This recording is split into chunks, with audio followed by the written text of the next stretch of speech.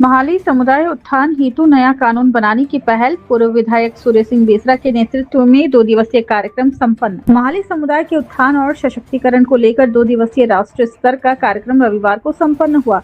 इस आयोजन का नेतृत्व पूर्व विधायक सूर्य सिंह बेसरा ने किया। कार्यक्रम में महाली समुदाय से जुड़े मुद्दों पर विस्तार से चर्चा की गई और समुदाय के लिए अलग से कानून और संविधान बनाने की आवश्यकता पर जोर दिया गया। महाली समुदाय भारत में निवास करने वाले लगभग 700 आदिवासी समुदायों में से एक है, जिसे भारतीय संविधान के अनुच्छेद 342 के अंतर्गत सूचीबद्ध किया गया है। भारत के सभी 28 राज्यों में इस समुदाय की बड़ी संख्या मौजूद है। इसके बावजूद महाली समाज के लिए कोई अलग कानून या संविधान नहीं है।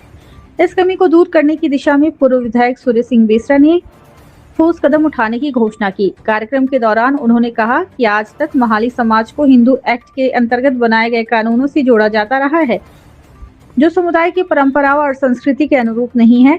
इसलिए अब महाली समुदाय का अपना संविधान और कानून होगा। इसी उद्देश्य से आगामी 12 अक्टूबर को पश्चिम बंगाल के झारग्राम में झारखंड, बंगाल और उड़ीसा के महाली समाज को एकजुट कर एक बड़ा सम्मेलन आयोजित किया जाएगा। सूर्य सिंह बेसरा ने बताया कि महाली समुदाय के लिए एक ड्राफ्ट कानून तैयार किया जा रहा है, जिसमें महिला एवं बाल विकास, वन अधिकार, शादी विवाह संबंध नियम और सामाजिक आचार व्यवहार से जुड़े मुद्दों को शामिल किया जाएगा। उन्होंने स्पष्ट किया कि आदिवासी समाज में महिलाओं को हमेशा पुरुषों के बराबर सम्मान मिलता है और उसी परंपरा को आगे बढ़ाते हुए संविधान में महिलाओं की समान भागीदारी सुनिश्चित की जाएगी। इस मौके पर उनकी पुत्री एवं सलाहकार नीतीश बेसरा ने भी कहा कि आदिवासी इतिहास गौरवशाली रहा है। आदिवासी समाज की खासियत यही रही है कि उसने हमेशा से महिलाओं को बराबरी का दर्जा दिया है। अब समय आ गया है कि सोच को कानूनी रूप दिया जाए ताकि सामाजिक निर्णयों और पदों पर महिलाओं की मजबूत भागीदारी सुनिश्चित हो सके। कार्यक्रम के दौरान महाली समाज की कार्यकारिणी से सूर्य सिंह बेसरा, अध्यक्ष मनोरंजन महाली, महासचिव झारखंड से कान्हू राम माडी, बंगाल से महादेव महाली, दिशोम परगना शंकर सेन महाली, रेशमा महाली सचिव, रामलाल महाली कोषाध्यक्ष, नीतीश बेसरा सलाहकार, उपाध्यक्ष कुंती बेसरा, ईशर हेम्ब्रेम, प्रकाश हेम्ब्रेम, रवि महाली, गोपीनाथ बास्के, विश्वनाथ सोरेन और नवीन बास्के शामिल रहे। ऐसा है कि ये जो स्पेशली महाली बोल के एक आदिवासी कम्युनिटी है और महाली कम्युनिटी जो है पूरे भारत देश में मोर देन 700 जो भारत का संविधान के तहत आर्टिकल 342 में है, उसमें रजिस्टर्ड है, सूचीबद्ध है। भारत में 28 राज्य हैं और अलग अलग प्रोविंस में अलग अलग पहचान वाले आदिवासी समूह रहते हैं। उन 700 में आदिवासी समुदायों में वन ऑफ द महाली एक आदिवासी कम्युनिटी में आते हैं। हम लोग महाली में आते हैं। जैसे संथाल अलग है तो हो है, मुंडा है, उरांव है, खड़िया है, महाली भी अलग आते हैं। तो आज हम लोग जो यहाँ 2 दिवसीय 13-14 तारीख को जो काफी चिंतन मंथन करके जो है महाली कस्टमरी लॉ, मतलब हमारे समाज में कैसे हमारे रीति रिवाज संचालित होता है, भारत का संविधान, high court, supreme court ruling देते हैं, हम लोग इसको लिपिबद्ध करना जा रहे हैं। कभी कभी हम आदिवासियों का मामला कोई विवाद उत्पन्न होता है तो थाना, पुलिस, कोर्ट तक चला जाता है और कोर्ट ने हम लोगों को हिंदू मैरिज एक्ट के तहत हिंदू मान करके उसी के तहत हमारा सामाजिक निजी रूलिंग दे देता है, जो अनुचित है। तो आज हम लोग इसको बनाना शुरू किया। इसका अंतिम रूप बंगाल के झारग्राम में आगामी जो 12 अक्टूबर को होगा, 1 दिवसीय, जो ड्राफ्ट तब तक तैयार हो जाएगा।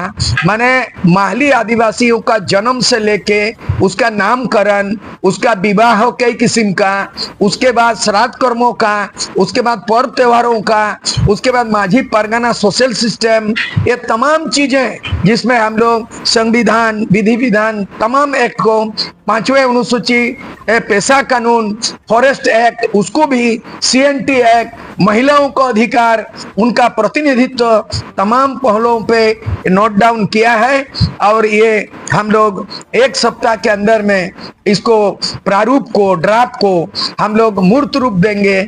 उसके लिए अधिकृत किया है। ऑल इंडिया महाली आदिवासी एसोसिएशन के जनरल सेक्रेटरी ये मनोरंजन महाली जी भी है। ये UCL जादूगोड़ा में UCL है, वो अभी डीजीएम माइनिंग में बहुत बड़ा पोस्ट में है, गर्व की बात है। और हमारे साथ आए हैं, साथ में जो है ये कान्हू राम मारडी। ऐसा है कि हाँ। आदिवासी महिलाओं को जैसे बिक्री कर दिया जाता है, हाँ, तो इसको लेकर क्या करें? नहीं, एक तो हम लोगों ने उसका हम लोग मीटिंग किया, इस पे हम लोग प्रोविजन भी बनाएंगे एक्ट में कि आदिवासी महिलाओं को भी पैतृक संपत्ति, चल अचल संपत्ति के भागीदार है। सुप्रीम कोर्ट ने रूलिंग दिया, लेकिन हमारा परंपरागत नियम है कि हम माहली आदिवासी में भी, अन्य आदिवासी में भी ऐसा है, जानते हैं, लेकिन आदिवासी माहली जो समुदाय है कि पैतृक संपत्ति का भी अलग अलग ये में परिस्थिति में उसको हकदार बनाया है। लेकिन सीधे तौर पर अगर मान लीजिए एक माँ बाप का लड़का भी, बच्चा भी, लड़की भी है, तो लड़कों को पैतृक संपत्ति, अचल संपत्ति देने का है। इस मामले में भी हम लोग एक्ट बनाएंगे। हम लोग ऐसा एक्ट बनाने जा रहे हैं। हम लोगों का आदिवासी समाज में, माहली समाज में डाउरी सिस्टम नहीं है, माने दहेज देने का प्रथा नहीं है। उसके बाद हम लोगों का शादी संबंध विच्छेद, कोई कोर्ट में मैरिज करता है और उसके बाद कोई अगर उसको डाइवोर्स करता है, बहुत सारे माने ऐसा नियम है जो कोर्ट का जरूरत नहीं है, समाज व्यवस्था में ही हमारा व्यवस्था है। ये तमाम चीज लिखित रूप में नहीं होने के कारण हमें सही माने में जस्टिस नहीं मिल पाता, न्याय नहीं मिलता। अब ये एक सप्ताह में तैयार हो जाएगा और बंगाल से लोग आए हैं, इसमें उड़ीसा के लोग भी कमिटी में हैं और नेशनल लेवल में भी हैं। हमारे बीच में बहुत सारी चीजें हैं, जो कुछ चीज छूट गए होंगे उसको हमारे बुनियादी चीज को जोड़ेंगे और हम चाहेंगे लिबरल होकर के कि महिला सशक्तिकरण, आजकल हर क्षेत्र में महिलाओं को आरक्षण मिलता है। कहीं महिला मुख्यमंत्री है, कहीं द्रौपदी मुर्मू जैसे आदिवासी महिला राष्ट्रपति हैं, अभी तो नेपाल में काम चलाओ ये महिला राष्ट्रपति हो गया। तो हमारे बराबरी का हिस्सेदारी है और उसमें हम लोग कभी भी ऊंच नीच भेदभाव हमारे समाज में नहीं है। डाइन प्रथा चीज को उन्मूलन करना है और जितने भी कुरीतियां हैं, शराबबंदी, ये तमाम चीज, बहुत सारी चीजें हम एक्ट बना रहे हैं। ये जो एक्ट बनेगा ये नॉट सिर्फ माहली आदिवासी को मार्गदर्शन करेगा, बल्कि हमारे जो झारखंड में 32 आदिवासी जातियां हैं, उड़ीसा में 35 समुदाय है और करीब 30 समुदाय बंगाल में आदिवासी है। ये भारत देश के अंदर में ये तमाम आदिवासियों को एक आईना दिखाने का काम करेगा, मार्गदर्शन करेगा। यही है माहली आदिवासी का 2 दिवसीय मीटिंग। तो आपका नितिशा बेसरा नाम है मेरा। मैडम ये जिस तरह से जो महिला आदिवासी महिलाओं को बाहर ले जाकर काम के नाम पे बेच दिया जाता है, आप कैसे इस बैठक के माध्यम से जो आपका 12 अक्टूबर होने वाला है, कैसे लोगों को जोड़िएगा, महिलाओं के प्रति क्या होना चाहिए? देखिए, हमारा जो आदिवासी समाज है, वैसे बोला जाता है कि बहुत ही इगैलिटेरियन समाज है, यानी कि जो ओहदा महिलाओं को दिया जाता है हमारे समाज में वो पुरुषों के बराबर का होता है। तो हमारे जितने भी समाज के काम होते हैं वहाँ देखिएगा बहुत भली भांति महिलाओं को एक जगह दी गई है। लेकिन आज जो यहाँ हमारी बैठक हुई है, इस बात पे जोर दिया गया है कि डिसीजन मेकिंग में हम लोग कैसे ज्यादा भागीदारी बढ़ाएं महिलाओं की। और कई सारे आदिवासी समाज में हमारा रोल अच्छा होता है, लेकिन हम डिसीजन मेकिंग रोल में नहीं रहते।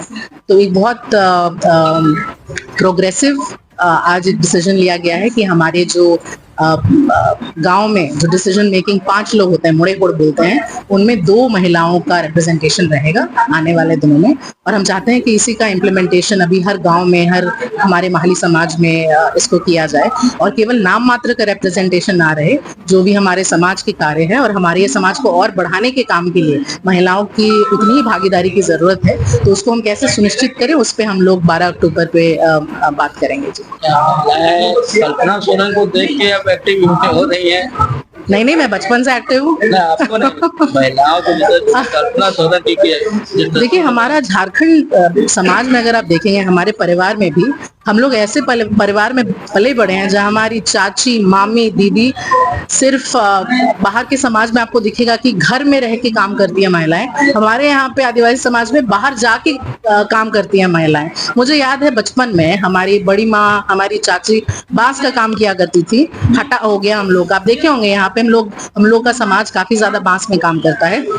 केवल घर में उपयोग करने के लिए नहीं बल्कि बाहर बाजार में हाट में जाके भी हम बेचते हैं। तो हमारे यहाँ जो एंटरप्रेन्योरशिप है वो महिलाओं में बहुत सदियों से चल रहा है, कई जनरेशन से चल रहा है। आप आज देख रहे होंगे कि सरकार ने आशा वर्कर को एक ओहदा दिया है, रिजर्वेशन आज मिल रहा है पंचायती राज में, लेकिन हमारे यहाँ डिसीजन मेकिंग में महिलाओं का जो रिप्रेजेंटेशन रहा है वो हमेशा से रहा है। तो जाहिर सी बात है कल्पना सोरेन जी को आज हम पॉलिटिक्स में देख रहे हैं, लेकिन मेरा यह मानना है कि आदिवासी समाज उस लिहाज से बहुत आगे है कि हमारे यहाँ महिलाओं का रिप्रेजेंटेशन पहले से ही काफी अच्छा रहा है।